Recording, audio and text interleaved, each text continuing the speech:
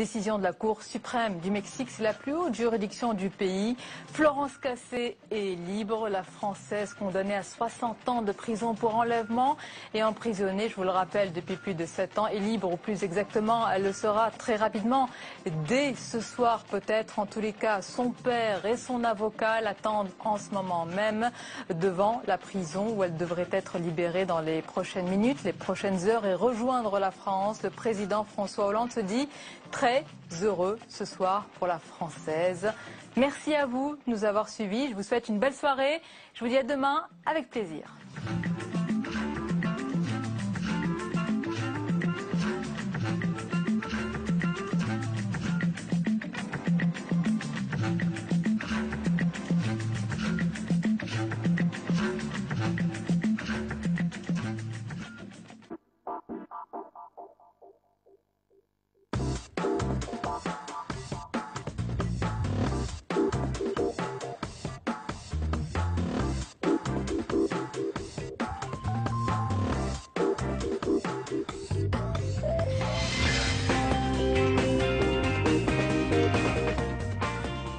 Depuis la fondation de SOS Racisme, Harlem Désir court avec une poignée de copains.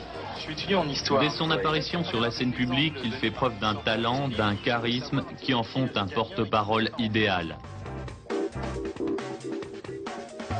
Il a tenu ses promesses en faisant une belle carrière, même si certains lui reprochent justement son manque de charisme. Alors, y a-t-il une manière de faire de la politique quand on est jeune? Quels sont les thèmes et les discours qui permettent d'émerger? Et comment se comporter à leur début les leaders d'aujourd'hui? Pour répondre à ces questions et pour déshabiller en tout bien, tout honneur, les jeunes pousses d'hier et d'aujourd'hui, avec nous 4 invités. Anne Muxel, sociologue et spécialiste des comportements politiques des jeunes. Virginie Martin, politologue. Vous vous intéressez à l'innovation politique au sein du think tank Different. Et on verra avec vous si les jeunes sont novateurs. Claude Posternac, communicant, pour analyser les discours et le style de ces jeunes. Et enfin, Denis Bertrand, sémiologue et habitué de l'émission. On va commencer par revenir sur les premiers pas médiatiques de quelques personnalités bien connues aujourd'hui. Vous allez voir que certaines ont pas mal changé. Comme le souligne le psychologue spécialiste des comportements Pascal de Sutter au micro de Marie Lebon, on commence par la première télé de Nicolas Sarkozy. Nicolas, tu as 20 ans, tu es étudiant à Nanterre. Pourquoi es-tu à l'UDR? Oui, bien, je suis à l'UDR, j'ai pas connu 1940, j'ai pas connu 1958, j'ai même pas connu 1968. Et pourtant, je suis à l'UDR. Pourquoi? Eh bien, parce qu'on m'a dit que je voulais participer à l'effort de construction de la société de demain, parce que j'estimais que nous ayant donné le droit de vote, nous les jeunes, nous n'avions pas le droit de participer à la construction de cette société où nous allons vivre. Et puis à l'UDR, on ne m'a pas désigné un ennemi tout fait, on ne m'a pas dit la vérité est une et c'est nous qui l'avons. On m'a simplement dit que pour construire cette société de demain, il fallait l'effort de tous et la participation de tous. Voilà pourquoi je suis UDR. Donc ce qui est intéressant chez le jeune Nicolas Sarkozy, c'est qu'on voit déjà les éléments de son succès. Il y avait déjà cette énergie, cette volonté, même une partie de cette nervosité qui était présente. Donc c'est intéressant de vraiment voir le potentiel de Nicolas Sarkozy qui était là et qui vraiment n'a fait que s'accentuer avec évidemment, et c'est comme toujours quand on vieillit, il y a à la fois nos qualités qui se développent mais aussi nos défauts. Il avait beaucoup moins de tics à cette époque-là, il avait été probablement un peu plus reposé, il avait peut-être une vie moins stressante, il n'avait pas tout l'épuisement qu'il a connu. Le premier souci des jeunes, c'est le travail. À quoi sert l'école si elle débouche sur le chômage? À cet égard, l'héritage de la droite est énorme. Plus de 2 millions de chômeurs, surtout des jeunes, et en particulier des filles. L'une des priorités de François Mitterrand, c'est la lutte contre ce chômage. Et les effets de cette lutte commencent à se faire sentir. Mais il faut aller plus loin. Il faut que le chômage commence à régresser. Il faut que les jeunes, entre 16 et 18 ans, aient une formation, aient une qualification professionnelle, une formation grâce à des centres d'orientation, grâce à une formation diversifiée. Alors le contraste est vraiment saisissant parce que c'est très faible, je dirais. Je ne vais pas dire que c'est nul, mais c'est pas tellement loin parce qu'il y a de nombreux problèmes. D'abord, on voit que c'est un texte appris. Il doit régulièrement retourner, on voit ça avec les yeux, le regard qui descend vers le bas à gauche pour nous, donc à droite pour lui, pour aller chercher. C'est un regard qui va chercher les souvenirs, donc les souvenirs du texte qu'il a essayé d'apprendre et qui probablement il ne maîtrise pas suffisamment, donc il est encore dans une récitation. Alors que Nicolas Sarkozy, probablement c'était aussi un texte appris, mais il a pu y mettre de la spontanéité. Il y a aussi des petits défauts de prononciation, qui d'ailleurs sont encore toujours un petit peu présents, mais qu'il a beaucoup travaillé. Il y a aussi, on voit à ce moment-là qu'il n'est pas à l'aise, qu'il est timide, qu'il est un peu emprunté. Son visage a une forme d'anxiété. Il n'avait vraiment pas l'habitude, il était jeune, mais c'est intéressant de voir que chez Nicolas Sarkozy, il y a d'autres émotions, mais certainement pas de l'anxiété. Donc c'est vraiment intéressant de voir que par contre Manuel Valls, il y a eu un travail énorme derrière et aujourd'hui, on voit vraiment un nouveau Manuel Valls par rapport à celui de l'époque. Vous êtes le Benjamin de la nouvelle Assemblée, puisque vous avez 27 ans, vous avez été élu député de la 4e circonscription de la Sarthe, et dès le premier tour. Nous allons revenir, si vous le voulez, sur la campagne. Qu'est-ce que ça peut apporter, la campagne, à un jeune comme vous?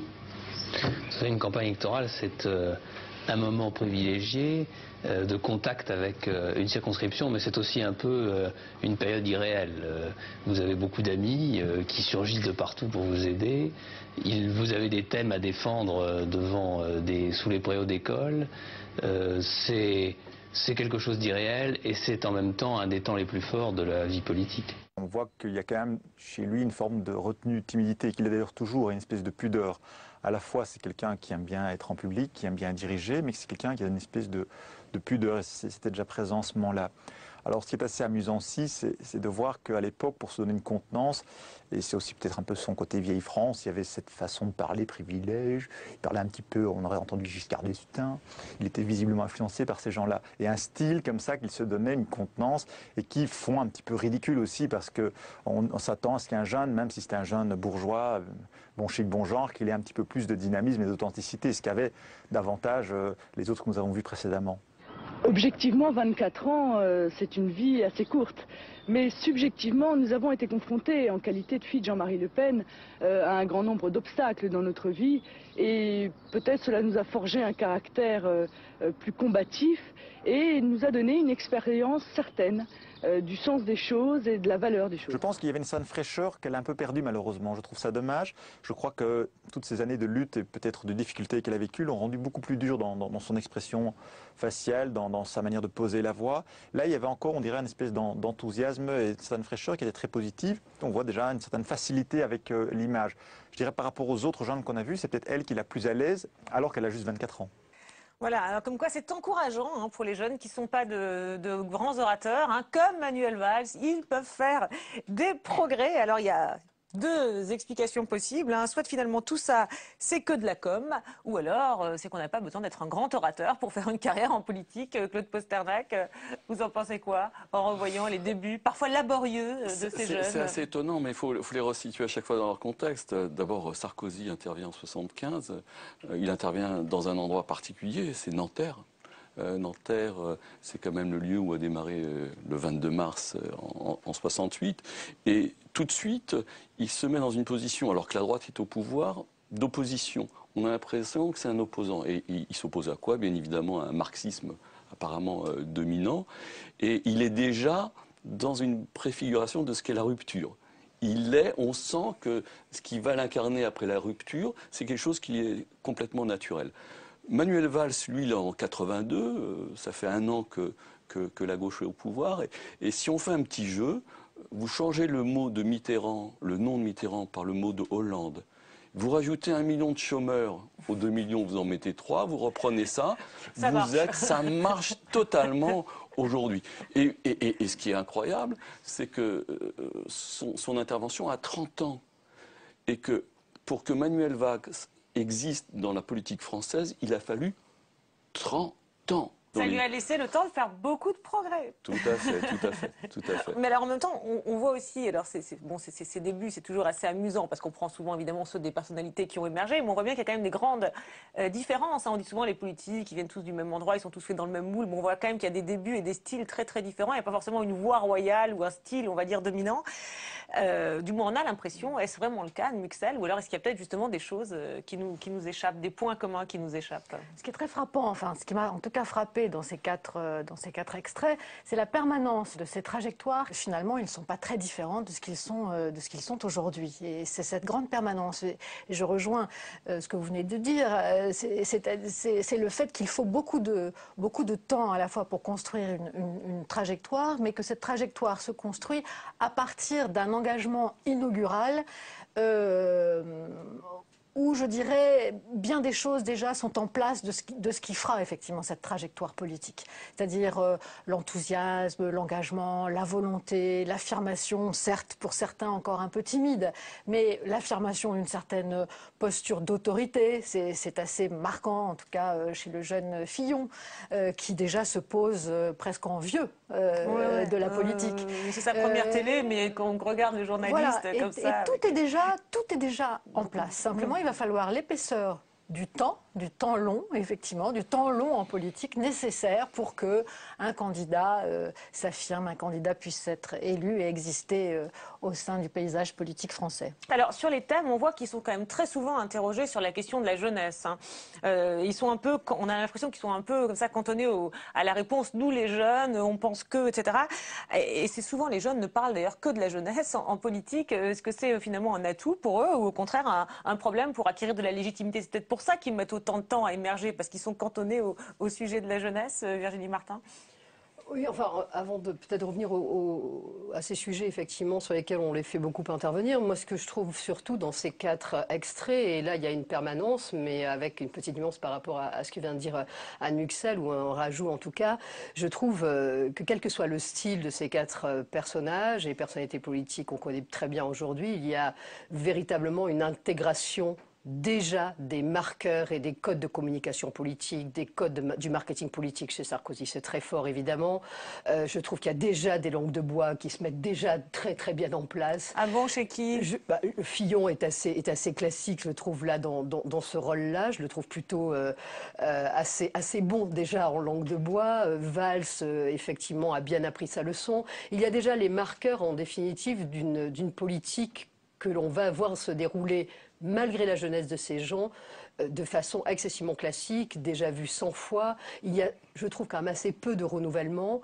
On ne sort pas tellement, finalement, du chemin que les anciens ont déjà tracé, comme si on avait déjà intégré à la fois les codes de fond et les codes de forme. D'accord. Vous ne les trouvez pas, pour le coup, en rupture avec leurs aînés. Ils singent les aînés plus qu'ils ne s'en démarquent. Je trouve qu'ils les singent, en effet, plus qu'ils ne s'en démarquent. Oui, Denis Bertrand? Oui, c'est-à-dire que ce sont des rituels initiatiques. Là, on les voit dans des séquences d'initiation. Leur première télé. Du coup, on imite les vieux, alors, entre guillemets. D'une part, ils sont amenés à revêtir l'habit d'un code et à intégrer ce code. Et donc, il y a une espèce d'apprentissage pour entrer dans l'habit de la fonction, d'une part. Et d'autre part, peut-être que c'est à cause de cette codification-là, très formelle. Ça fait émerger des traits de personnalité, ou des traits de différenciation, des traits singuliers. Et moi, ce qui me frappe évidemment, c'est que le charme de cette vision, c'est qu'il y a un effet de rétrolecture. C'est-à-dire qu'on interprète ce qu'ils étaient à partir de ce qu'on sait qu'ils sont devenus. Et donc, on projette dessus, et on dit, ah oui, il avait déjà ce truc-là, ah, il avait déjà, oui, il n'avait pas encore, etc. Et donc, il y a toute une sorte de lecture que l'on fait qui est sympathique et intéressante. Et c'est vrai, moi qui m'inspire que le fait que c'est vrai que ces marqueurs-là de la différenciation sont sans doute les plus nets dans ceux qu'on a vus chez Sarkozy. Le côté musclé de la parole, le côté affirmation d'indépendance. Je suis dans un parti qui laisse de la marge. Différent par rapport au code et par rapport aux autres. Oui, voilà, par rapport à ce que disait Virginie Martin, lui, il rompt les codes. Il émerge nettement. Il innove. Alors pour finir, sur les débuts pas toujours faciles des leaders d'aujourd'hui, je voulais vous montrer 2 autres extraits assez savoureux. Alors le premier concerne François Baroin, dont le père, un directeur de cabinet de 2 présidents de l'Assemblée nationale, était une figure des années 70-80. Donc à l'époque, le reportage est sur le père. Mais comme l'actualité traite d'une tragédie, la mort du jeune manifestant Malik Oussekine, eh bien la caméra pénètre dans la chambre du fils. François, t'es là? Ah bon, maintenant je vais monter le réunion. Merci de la bonne surprise. Vous étiez à la manif hier? Non, personnellement je n'étais pas. Pourquoi? Parce que justement, enfin moi je trouve ça très triste, effectivement, la disparition d'un d'un jeune comme ça, mais je me sentais pas tellement concerné par la manifestation. Vous en avez discuté tous les deux avec votre père? Bon, on se voit beaucoup, on discute de beaucoup de choses, mais c'est toujours par petits bouts, 10 minutes par-ci, 10 minutes par-là. Et ouais, effectivement, on discute un peu de tout ça. On avait discuté tout au début, aux alentours du 25. Moi, je dis ce que je pense, ça. Je dis ce que moi j'aurais répondu par la fête. Hein, parce que je crois qu'il y a dans le fond de cette affaire-là deux éléments, n'est-ce pas? Il y a une jeunesse qui est pleine d'espérance, qui est à la recherche d'une échelle de valeur. Hein. Salut, camarade. Merci de ta visite. Voilà, bon, c'est surréaliste, hein. Avec Snoopy dans le fond, ça fait jeune et décontracté, mais quand même, hein, il s'arrange avec son air à l'aise pour ne pas répondre à la question est-ce qu'il en a parlé avec son père ou pas. Donc il a une certaine aisance, une aisance qu'on retrouve chez une autre jeune femme tombée elle aussi dans le bain de la politique quand elle était toute petite, hein. Petite fille et arrière-petite fille de politique, Nathalie Kosciusko-Morizet face à l'ex-premier ministre Raymond Barre. Il faut quand même que je précise que cette charmante jeune femme a fait Polytechnique, l'école des eaux et forêts, et qu'elle a été à l'Élysée la spécialiste des questions de l'environnement. Dans tout ce que vous avez dit, il y a évidemment beaucoup de sujets qui ont accroché mon oreille. Et peut-être le premier, c'est quelque chose que vous avez dit au tout début. Vous avez dit qu'en 25 ans, la France avait progressé et qu'elle avait progressé dans sa compétitivité à l'international. Et qu'en revanche, la situation s'était aggravée pour ce qui concernait l'exclusion et surtout le désintéressement de la vie politique. C'est un étrange paradoxe qui ne peut pas laisser indifférent. Dans les années 70, on essayait de quantifier le bonheur. Est-ce qu'on s'est trompé? Est-ce qu'on n'a pas poursuivi des politiques, poursuivi des objectifs qui n'étaient pas ceux finalement qui intéressaient les gens? Et au total, quels sont les critères d'une réussite d'une politique avec toute votre expérience? Voilà, bon, alors on ne comprend pas tout à fait la question, mais enfin on pense que ça se rattache à ce qui avait été dit juste avant dans l'émission. Cela dit, ça pose la question, d'une part des fils et des filles d'eux, hein, de ceux qui sont tombés dans le bain de la politique tout petit, et puis vous parliez des rituels initiatiques, Denis Bertrand. Là, ils sont les deux dans un exercice un peu atypique quand même, l'un comme l'autre. C'est très amusant, c'est très amusant parce que là justement, dans l'exercice très codifiant, on voit bien qu'il y en a un deuxième qui se met dessus, qui est la relation avec l'examinateur. Nathalie Kosciusko-Morizet ici est obligée d'incarner au fond le rôle de la bonne élève qu'on vient de lui attribuer. Et quand on est bon élève en France, on adopte des procédés, des manières de faire et des manières de s'exprimer typiquement académiques. À l'examen, une bonne dissertation doit présenter un étrange paradoxe. Donc, quand on fait une disserte en classe préparatoire, on fait des étranges paradoxes. Et là, elle sort un étrange paradoxe et ça sort comme une sorte de... Ça sort comme un récitatif, mais il n'y a pas de paradoxe derrière, il n'y a rien, il n'y a pas de contenu, quoi. C'est ça qui est extraordinaire, c'est qu'elle s'embrouille en se laissant emprisonner dans le rôle de la bonne élève. De la bonne élève, le rôle formel de bonne élève, et le regard sidéré de l'examinateur un peu ombrageux, là, c'est incroyable. Oui, on ne sait pas s'il est admiratif ou si juste il se dit qu'est-ce que je vais pouvoir répondre. Et François Baroin aussi, sous le regard de son père. Mais alors, cela dit, d'ailleurs, ça nous montre aussi que la télé, on dit toujours, voilà, la télé intrusive, etc. On n'imagine pas du tout ce genre de reportage comme ça, de pénétrer avec une personnalité dans la chambre de son fils à l'improviste aujourd'hui. Il y a quand même des choses... Elle renvoie la vérité de... Oui, elle renvoie une vérité. Elle renvoie la vérité de Victor Hugo qui disait la forme et le fond qui remontent à la surface. On retrouve chez Baroin quelque chose qui va le suivre. Ses premières images, c'est une forme de dilettantisme. Il est en recul, il ne fait pas prise, il est totalement en recul par rapport à une situation, en plus qui est une situation extrêmement dramatique. Un mois auparavant, même pas un mois, 3 semaines auparavant, il y a eu un mort lors d'une manifestation, et lui apparemment, il n'est pas concerné. Alors, on ne sait pas s'il n'est pas concerné parce qu'il est de droite, donc il ne va pas à cette manifestation, ou s'il n'est pas concerné. On ne sait pas s'il en a parlé avec son père non plus, d'ailleurs. On n'en sait rien. Je le disais, il s'arrange pour ne pas répondre à la question. Il se réveille quand même. En même temps, est-ce que vous en parlez avec votre père? Oui, on en parle d'une manière découpée, 5 minutes par-ci, on se parle 5 minutes par-là. Et puis finalement, il noie complètement le poisson.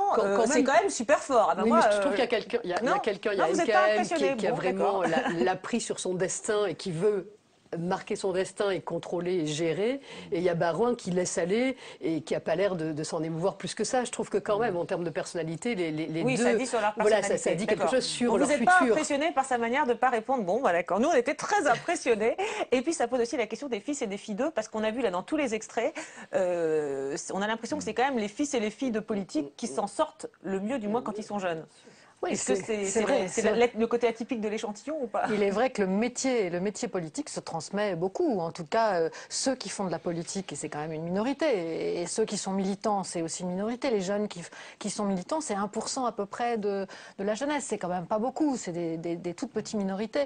Et s'ils font de la politique, s'ils sont militants, c'est aussi parce que dans leur famille, dans leur entourage, il y a déjà un militant, un modèle de socialisation qui les a portés vers la politique. Donc on voit bien en tout cas que pour ceux qui y arrivent, effectivement, avoir eu des parents déjà avec des responsabilités politiques, ça aide parce qu'ils ont été socialisés, familiarisés très tôt avec tous ces codes politiques. Avec les codes, voilà, c'est pas forcément avec l'envie, c'est avec les codes. Avec les codes aussi.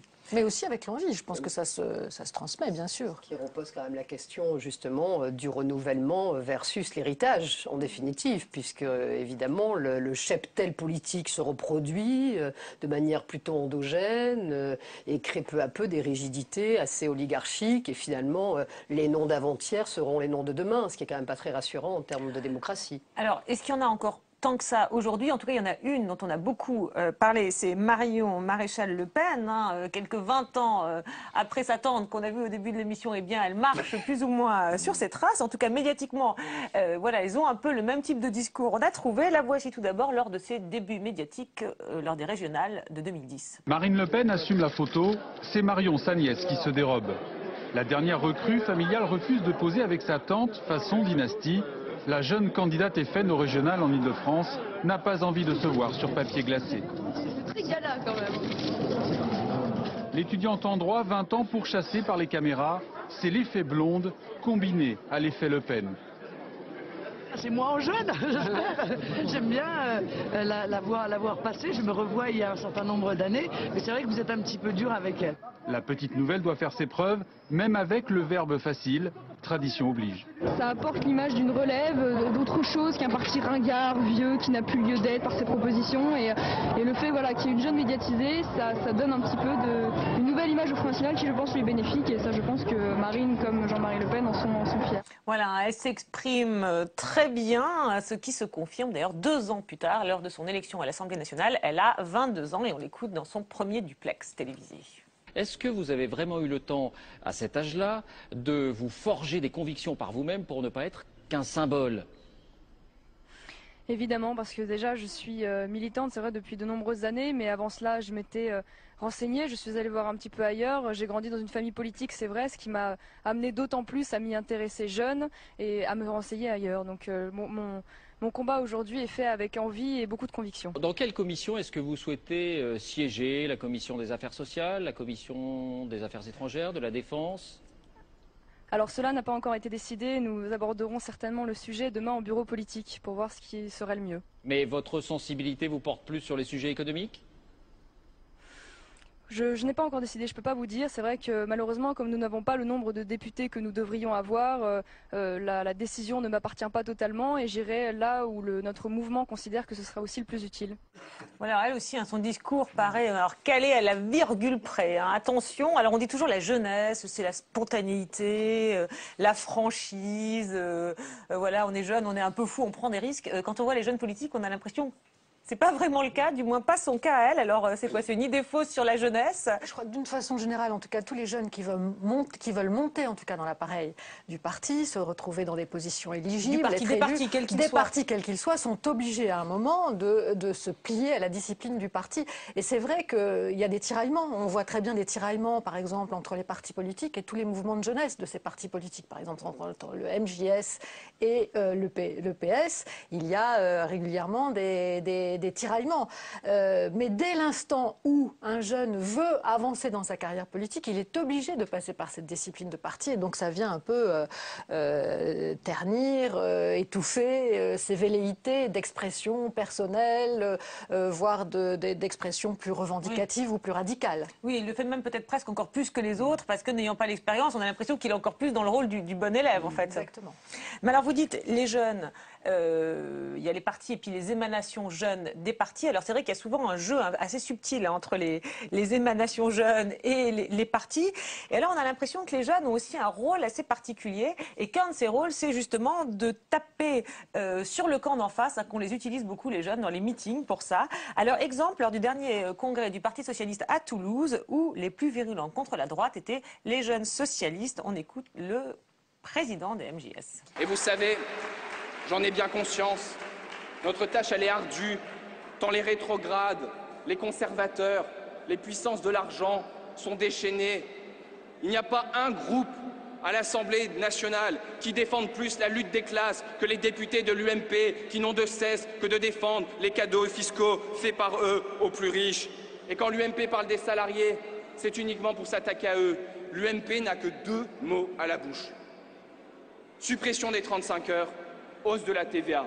Avez-vous entendu Copé et Fillon avoir cette belle et merveilleuse idée pour tous les salariés? Moins 12% de salaire, 39 heures payées 35. Avec Copé et Fillon, travailler plus pour gagner moins.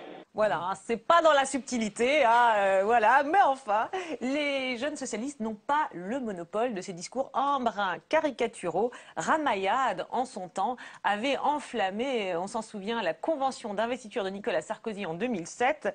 Et là, on découvrait une jeune femme qui, elle aussi, n'avait pas sa langue dans sa poche. Elle parle ici de Ségolène Royal. Contrairement à ce qu'ont voulu faire croire, elle n'est pas le symbole de la renaissance du Parti socialiste, mais de sa crise.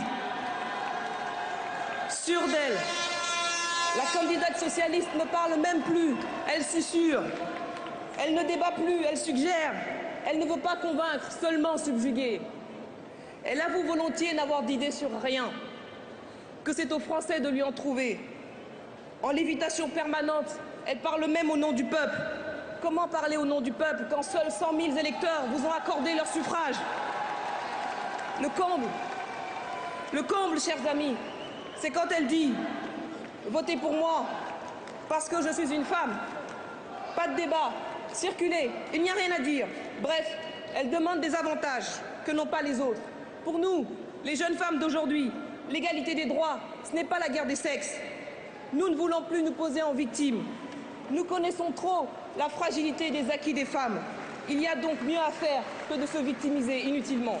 Voilà, c'est... C'est quoi? C'est agressif, c'est caricatural, Denis Bertrand. On a l'impression qu'ils ont cherché les deux. Hein. D'ailleurs, Marshall Beck comme elle, la formule qui allait comme ça enflammer la salle. Dans un cas comme dans l'autre, je trouve que c'est ça qui est touchant même. Ça révèle la difficulté de l'art oratoire, quoi. Et de la maîtrise de l'art oratoire politique.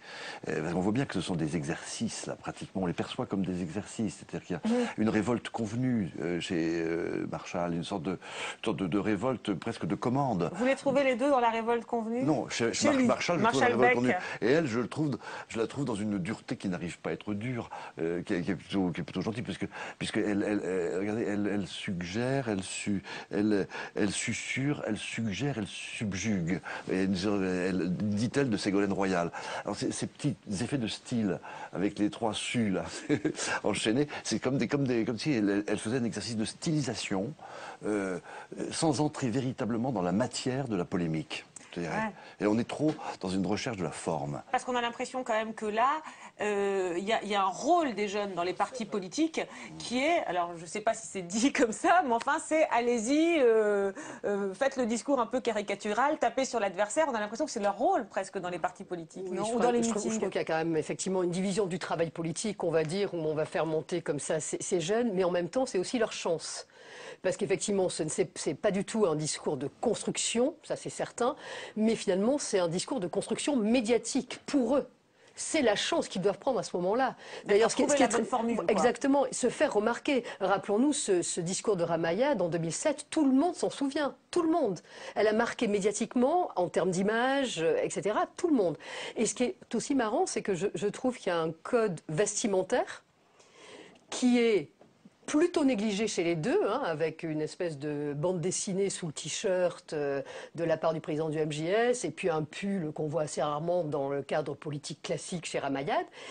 Et malgré ce visuel dit un peu jeune, un peu décalé, derrière le discours ronronne définitivement, même s'ils se tapent un peu pour mieux exister, hein, parce que c'est leur chance. Ils cherchent, voilà, bien entendu. on sent l'exercice. Il faut absolument se faire remarquer à ce moment-là, mais néanmoins le discours ronronne. Alors, ça dit sur Ramayad, parce que donc vous parlez de leur fonction dans les partis politiques, on chercherait à imaginer qu'est-ce que ça pourrait être faire de la politique en mode jeune. Alors on pourrait dire être plus spontané, faire moins attention, enfin bon. Et Ramayad, là on a vu sa chance, mais après elle a fait de la politique peut-être sur ce qu'on pourrait imaginer être en mode jeune, et puis on voit que ça n'y a pas forcément toujours réussi. Anne Muxel, alors justement, parce qu'imposer un style personnel, une parole libre, comme elle l'a fait, des positions qui ne soient pas forcément en conformité avec celles de son parti ou du gouvernement que l'on doit soutenir, eh bien on le paye très cher. C'est vrai qu'on peut laisser des personnalités politiques jeunes s'épanouir, se développer, tant que ça sert le parti, par exemple, mais à partir du moment où ça ne sert plus l'institution, le parti et l'appareil, eh bien, c'est nécessairement sanctionné. On peut considérer que les partis avaient une mission historique au 19e et au début du 20e siècle. Ils incarnaient véritablement ce qu'on appelait des avant-gardes. Aujourd'hui, on peut totalement considérer que ça soit l'UMP et le PS, ce sont les symboles du conservatisme aujourd'hui en France. Il a suffi de voir la bagarre à Reims, il a suffi de voir la bagarre sur la présidence de l'UMP, et que les jeunes n'ont pas de place.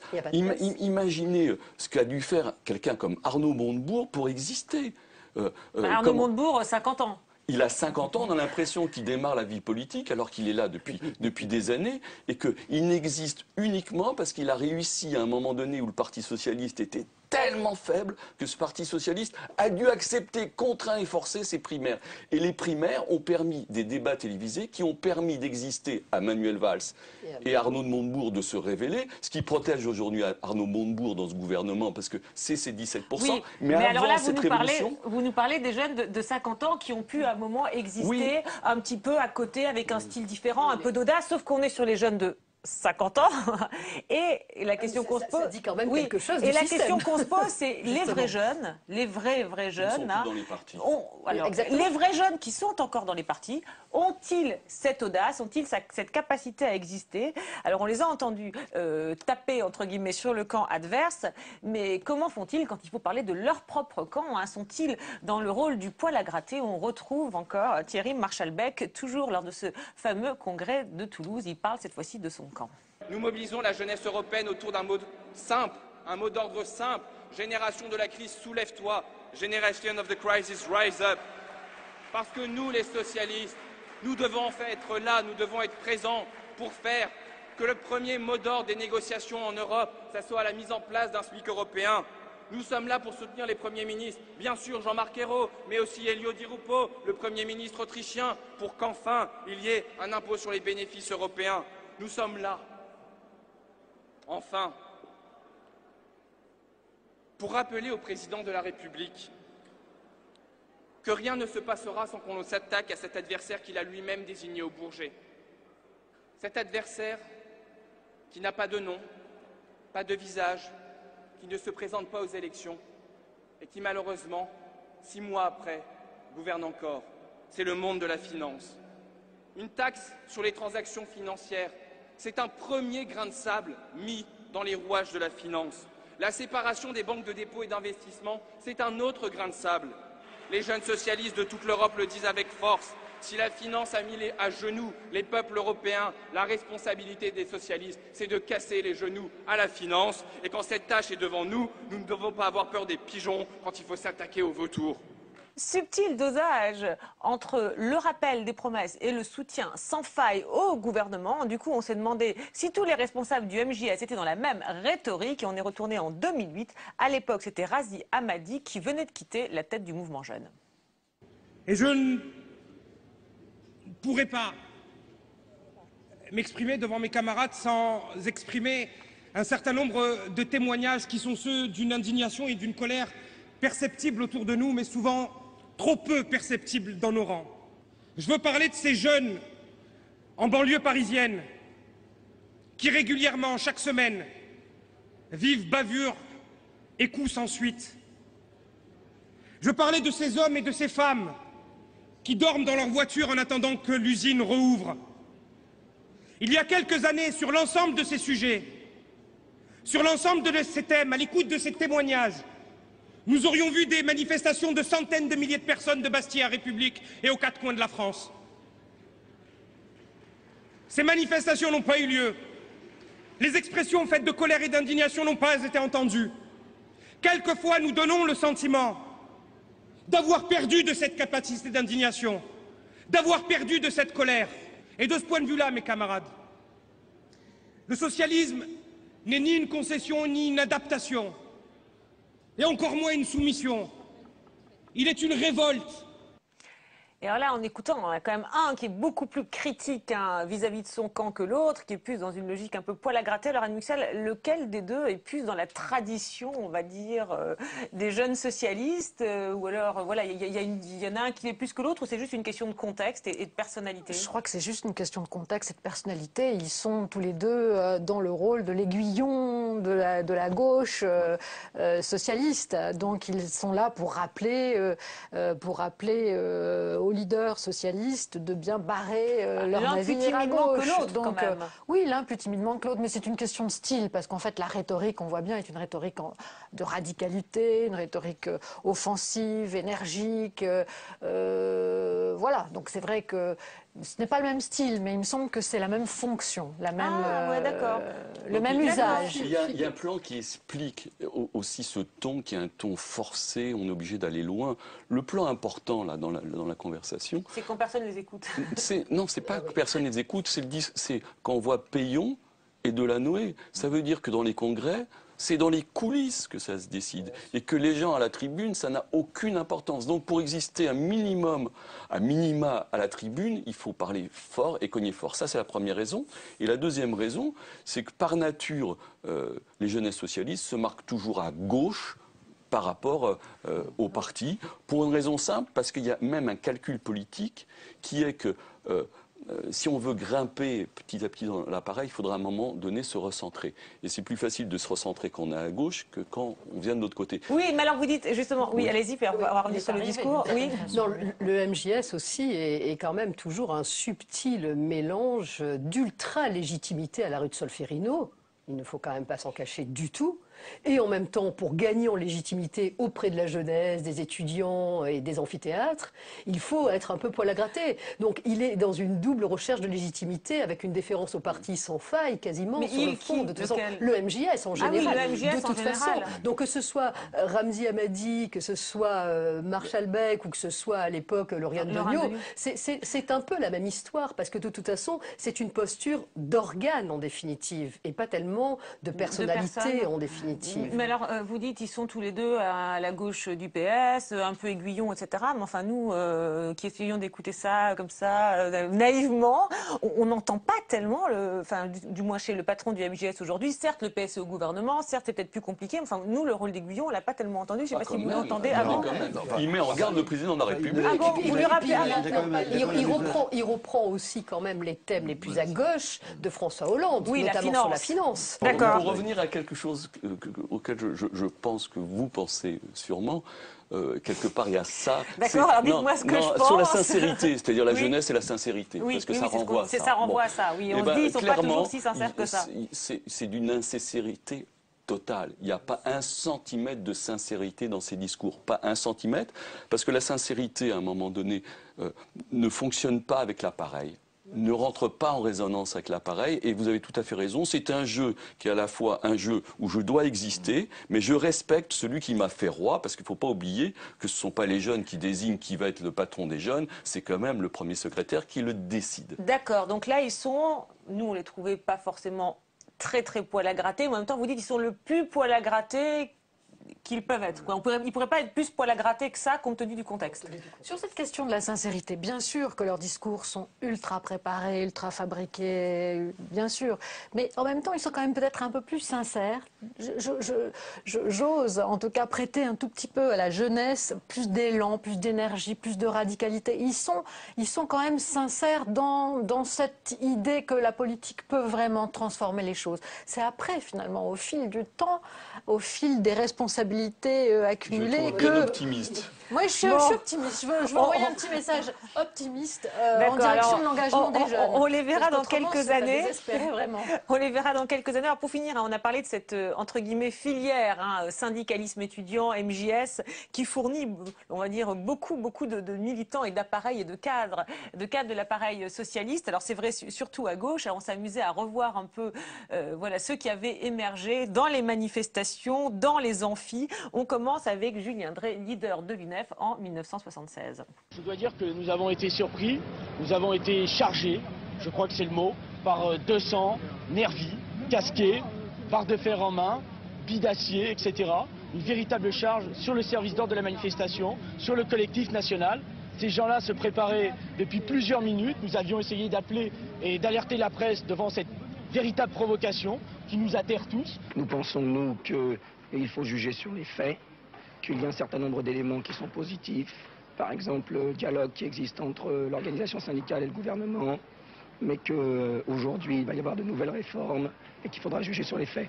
Voilà, il a beaucoup crié dans les manifs, il l'a enroué, à moins que ce soit dans les meetings, comme Benoît Hamon, alors patron du MJS, lui en 1995, lors de la première candidature de Lionel Jospin à la présidentielle. Leur autonomie, les jeunesses socialistes y tiennent. Ils étaient rocardiens, ils sont sans état d'âme aux côtés de Lionel Jospin. Avec peu de moyens, il leur faut donner de la voix. Dans les meetings, ils sont au premier rang pour soutenir un candidat qu'ils découvrent jeune et sérieux. On contrôle plus. Il y a trop de monde. Il y a trop de jeunes. Il a tenu à ce que de vrais jeunes, non pas quelques apparatchiks ou députés qui ont 31 ou 32 ans, soient auprès de lui, de vrais jeunes qui partagent les mêmes conditions d'existence que ceux à qui il s'est adressé ce soir. Mais là, on voit bien qu'il y a une filière. En tout cas, on voit bien qu'au Parti socialiste, au moins, il y a eu une filière. Il y a une filière et qu'il faut finalement pratiquement passer par soit le syndicalisme étudiant, soit le MJS. Il y a eu une filière trotskiste. On a vu Julien Drey. Quand Julien Drey parle en 67, il est à la Ligue communiste. Quand Cambadélis parle en tant que président de l'UNEF, il est à l'OCI. Il est trotskiste lambertiste. Ça, c'est la filière. La filière du mouvement lycéen étudiant. Voilà. En tout cas, s'agissant du PS, oui, c'est la suite. En tout cas, ce qu'il y a aussi, et qui peut-être est aussi une explication finalement au manque peut-être que l'on pointe de créativité de la part de ces jeunes, de renouvellement, de souffle un peu nouveau, qu'on ne sent pas tellement finalement chez les uns ou chez les autres d'une manière plus générale. C'est aussi une ambition et un parcours professionnel absolument tracé. Ils ont tous voulu être hommes ou femmes politiques très jeunes dans leur enfance. Ce sont des extraits qu'on n'a pas forcément vus là, mais on le sait de Sarkozy, etc. Et c'est vrai qu'à gauche, du coup, on en voit qui délaissent pratiquement leurs études pour faire carrière dans les mouvements syndicaux étudiants, etc. Quand bien même vous seriez à la Sorbonne ou à Sciences Po, il vaut peut-être mieux passer ses nuits à militer qu'aller réviser ses partiels. Et ça, ils le savent très bien. Et le parcours comme ça, tracé, quand on en a connu pour certains dans les années 90, on le voit bien que c'était excessivement précis. Donc tout de suite, on revêt les habits, on prend les codes, on fait carrière. On ne fait pas de la politique, on fait carrière. Alors le mot de la fin, l'un et l'autre. Là aussi où on voit que tout ça marche quand même moins bien, c'est que des jeunes justement qui ont un petit peu envie d'être vraiment poil à gratter et de faire un peu se renouveler le système et d'être un peu plus créatifs, finalement se tournent le dos aux partis politiques, se dirigent vers des associations, se dirigent vers des groupes de réflexion. Ils vont ailleurs en définitive parce qu'ils sentent bien que le parti politique est devenu tellement conservateur et tellement oligarchique que de toute façon ils n'ont pas la chance d'aller exprimer cette créativité éventuelle et donc on va l'exprimer ailleurs et de plus en plus on voit ça se... D'accord, oui, un dernier mot. Alors juste un dernier mot qui est vraiment une image, un symbole. Je faisais une référence tout à l'heure en